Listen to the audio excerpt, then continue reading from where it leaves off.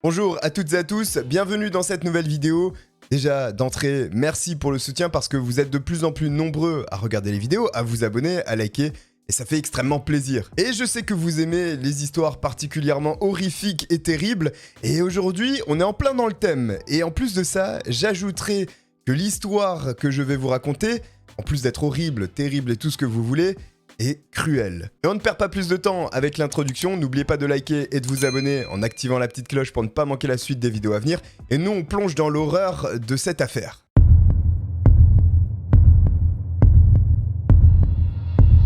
Le 1er janvier 1992 est la date d'anniversaire du premier enfant de Lucy et de Fred Proctor, un couple de Canadiens qui vit dans la ville de Langford, sur l'île de Vancouver, très proche de Seattle. Et l'enfant issu de cette union entre Fred et Lucy s'appelle Kimberly.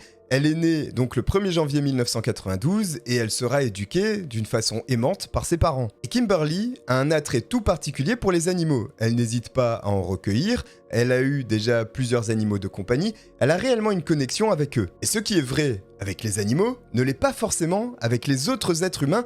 Kimberly a en réalité des problèmes d'anxiété dès qu'elle se trouve en société. C'est une jeune fille très vite intimidée par les autres élèves et cela va la suivre pendant un bon moment de son éducation jusqu'à ce que ses parents décident de faire quelque chose pour contrer cette anxiété et la déplacent d'un lycée à un autre. Et c'est ainsi que Kimberly rejoint la Pacific Christian Secondary School, qui est tout simplement un lycée se trouvant dans la ville de Victoria. Et ce lycée a une petite particularité, celle de recueillir des lycéens qui ont un profil un peu atypique, tout comme celui de Kimberly. Le but est de faciliter l'éducation de ses élèves à travers, bien entendu, un aspect religieux, celui de la chrétienté. Cela paraît honorable, simplement, il y a tout de même un petit inconvénient dans ce lycée, c'est qu'il n'y a pas de distinction entre les différents problèmes qu'éprouvent les différents élèves. Kimberly, vous le savez désormais, a fait l'objet d'une inscription dans ce lycée pour pouvoir gérer son anxiété. Mais elle se retrouve, par la même occasion, assise à côté d'élèves qui ont des comportements tout autres. Et c'est en particulier le cas de Cruz Wellwood qui, lui, se retrouve dans ce lycée à cause d'accès de violence. Il a déjà frappé un des élèves dans son ancien lycée en lui cassant le nez, mais il avait également un autre antécédent où cette fois-ci un élève avait été frappé avec une chaîne de la part de Cruz. Mais il est vrai que si l'on se renseigne sur le passé de Cruz Wellwood, eh bien on peut comprendre ses crises de violence. Son père était quelqu'un de violent également, qui a abandonné Cruz lorsqu'il était tout petit et qui, dorénavant, purge une peine de prison très longue pour avoir étranglé une jeune fille de 16 ans. Cruz, pour ces faits, déteste son père et ne répond plus, depuis l'âge de 12 ans, aux lettres que celui-ci envoie depuis la prison. Mais les rapports de Cruz avec sa mère ne sont pas bien meilleurs. Les professeurs le caractérisent comme totalement anti-féminin, et il semblerait que le jeune homme ait déjà frappé sa mère à plusieurs reprises. Et lorsqu'il n'était pas violent physiquement avec elle, il l'était verbalement, n'hésitant pas à la rabaisser de manière régulière. Et pour autant, Cruz n'est pas isolé dans ce lycée. Il a un très bon ami, son meilleur ami même, en la personne de Cameron Moffat. Oh, mais si tous les deux s'entendent bien, c'est parce que Cameron a un comportement tout aussi déviant que celui de Cruz.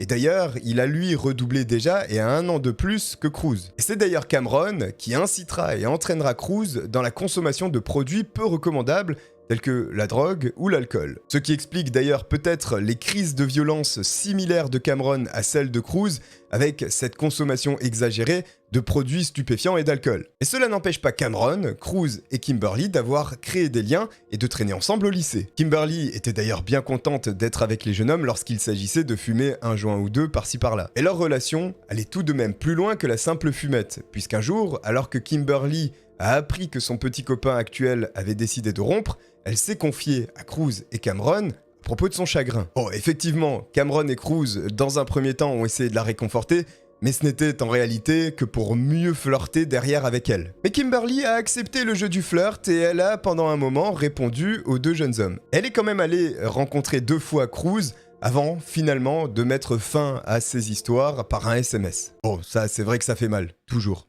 Et à n'importe qui. Mais ce qui va déclencher l'horreur de cette histoire, c'est la relation entre Cruz et Cameron qui va se dégrader.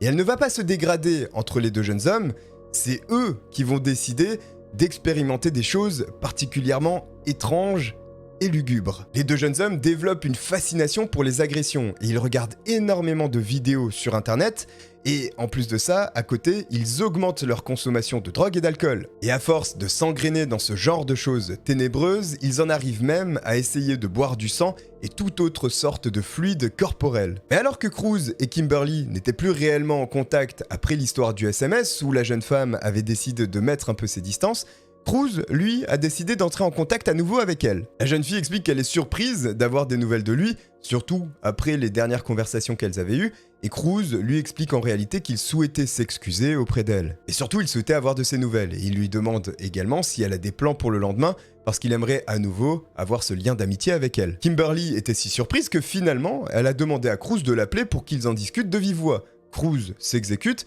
mais lorsqu'il parle avec la jeune fille, et sans qu'elle le sache, il va intégrer Cameron à la conversation. Et pendant que Cruz est en train de charmer Kimberly au téléphone, il échange dans le même temps des messages avec Cameron.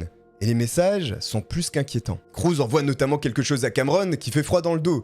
Il lui explique qu'il compte arracher l'anneau de nez de Kimberly et brûler sa chair. Et la réponse de Cameron est encore plus terrifiante, puisque celui-ci demande à Cruz pourquoi ne pas la garder vivante, attachée. Mais ce ne sont là que 2 exemples parmi l'ensemble des horribles messages que les 2 jeunes hommes vont s'échanger, et surtout, le plan diabolique qu'ils sont en train de mettre en place. Le lendemain matin, le 18 mars 2010, Kimberly et sa famille avaient plusieurs choses à fêter, et notamment le fait que Kimberly allait être diplômée du lycée. Et c'était d'autant plus excitant pour la jeune femme, parce qu'une fois son diplôme obtenu, elle pouvait enfin aller faire du bénévolat dans un sanctuaire pour les animaux. Kimberly quitte donc la maison ce matin-là. Sa mère lui dit qu'elle l'aime et elle pense en réalité qu'elle va faire du babysitting et qu'elle reviendra avant le dîner pour essayer sa robe et puis pour manger. Et à 10h30 du matin, ce n'est pas du babysitting que Kimberly va faire. Elle va simplement rejoindre Cruz et Cameron, les 2 jeunes hommes. Ils se retrouvent tous les 3 à la gare routière de Langford où ils vont un peu discuter avant de partir en direction de la maison de Cruz. Et lorsque les 2 jeunes hommes et la jeune femme entrent dans la maison, Cameron va dire une phrase insensée. Il va dire « Je pense que je vais faire du KD ». KD est en réalité une abréviation canadienne pour dire Kraft Macaroni and Cheese Dinner, autrement dit des macaronis au fromage. Pourtant, en ayant dit ça, ce n'est absolument pas de macaroni que parle Cameron. C'est en réalité un signal pour Cruz. La nuit précédente, souvenez-vous, alors qu'ils étaient en train d'échanger des messages, eh bien Cruz et Cameron étaient en train de planifier une attaque contre Kimberly.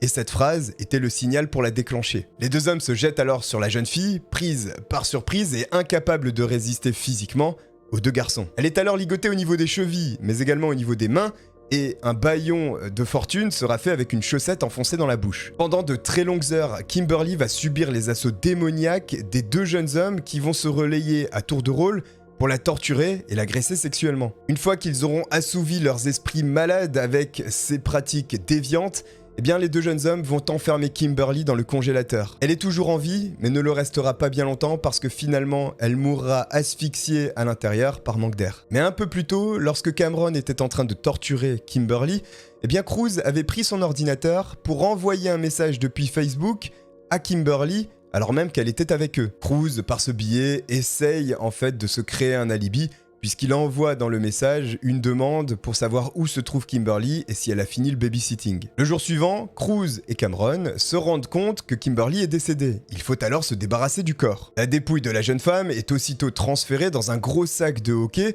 que Cameron, le plus fort des 2, va réussir à porter jusqu'à un arrêt de bus où là, ils vont entrer dans un autocar. Les 2 jeunes hommes ont pris le bus en direction d'un chemin de randonnée relativement connu qui amène dans des bois. Mais ils ne vont pas se contenter de relâcher le cadavre de la pauvre Kimberly dans les bois ainsi, ils vont y mettre le feu avec de l'essence qu'ils avaient au préalable pensé à emmener. Le corps carbonisé de la jeune femme est à peine dissimulé sous un pont et les 2 jeunes hommes quittent les lieux. Mais Cruz, juste avant de repartir, va envoyer un message avec son téléphone.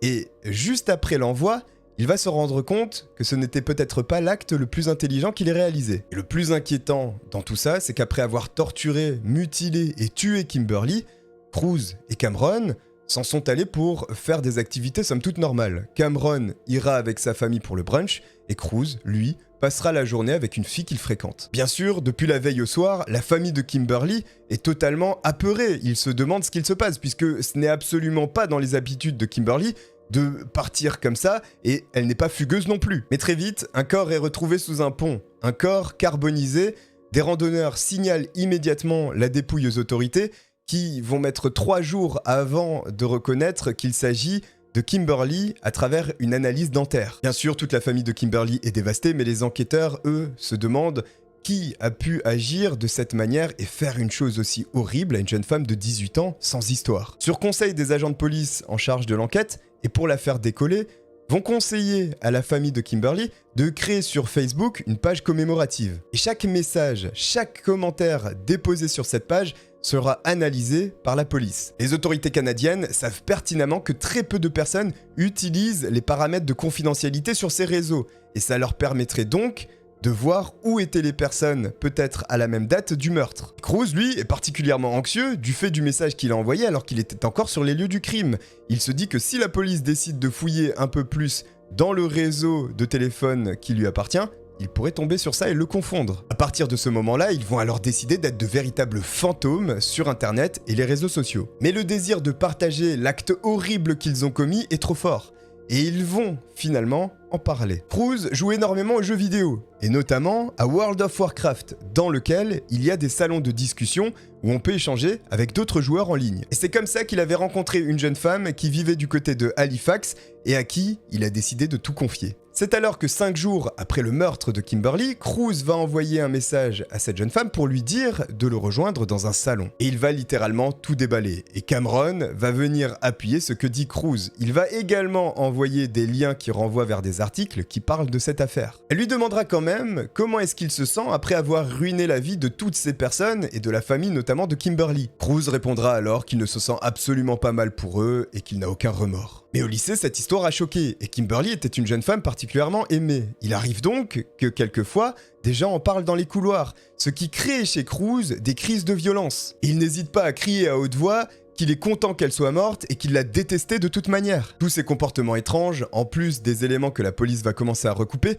vont mettre dans le collimateur des enquêteurs Cruz et Cameron. Ils vont les interroger une première fois. Les deux jeunes hommes vont mentir en disant qu'ils avaient vu Kimberly mais qu'ils étaient partis très tôt ensuite, ce qui ne convainc pas bien entendu les agents de police, qui vont alors décider de les mettre sur écoute et de les surveiller absolument partout où ils iront. Et vous savez quoi ? La police va aller récupérer les anciens textos de Cameron et de Cruz, et ils vont tomber sur la localisation du texto envoyé proche de là où le cadavre a été trouvé. Mais ils ne vont pas s'arrêter là, puisque la police va également récupérer les échanges oraux qu'ils ont eus dans le salon vocal de World of Warcraft avec la petite amie de Cruz. Une fois que la police aura récupéré l'ensemble de ces éléments, qui une fois confondus indiquent clairement que les meurtriers sont Cruz et Cameron, ils vont les arrêter et les interroger une seconde fois. Les deux jeunes hommes ne mettront pas bien longtemps à craquer. Au contraire, ils n'ont même pas réellement résisté.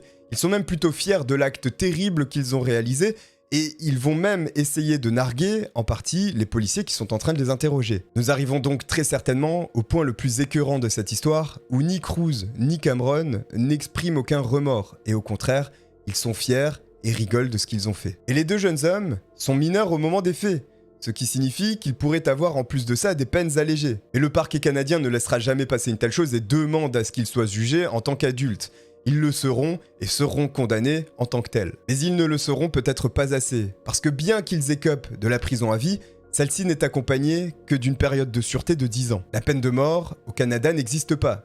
Elle ne peut être donc prononcée. En revanche, il y a des procédés, tels que la castration chimique, qui peuvent être appliqués dans les cas d'agression particulièrement sauvages. Mais là encore, les deux jeunes hommes y échapperont, et vont réaliser leurs 10 années de prison dans un premier temps. Le 15 mai 2020, Cruz est le premier à faire une demande de libération conditionnelle. Elle sera immédiatement refusée, simplement ce n'est que partie remise, puisque 5 ans plus tard, il aura une libération conditionnelle automatique. Autrement dit, Cruz et Cameron pourront être libérés à partir de 2025, alors même qu'ils auront fait subir à Kimberly des sévices absolument immondes et inimaginables. Vous comprenez bien que la famille de la jeune fille est complètement dévastée et ils considèrent qu'il n'y a pas eu de justice pour Kimberly. Tiens, je suis curieux de savoir votre point de vue. Que pensez-vous de la libération de ces deux jeunes hommes dans 5 ans et donc qui auront réalisé finalement qu'une peine de prison de 15 ans pour le meurtre sordide qu'ils auront réalisé. En tous les cas, j'espère que cette vidéo vous a plu, quand bien même elle aurait été cruelle pour la jeune Kimberly. N'hésitez pas à liker et à vous abonner pour ne pas manquer la suite des vidéos à venir.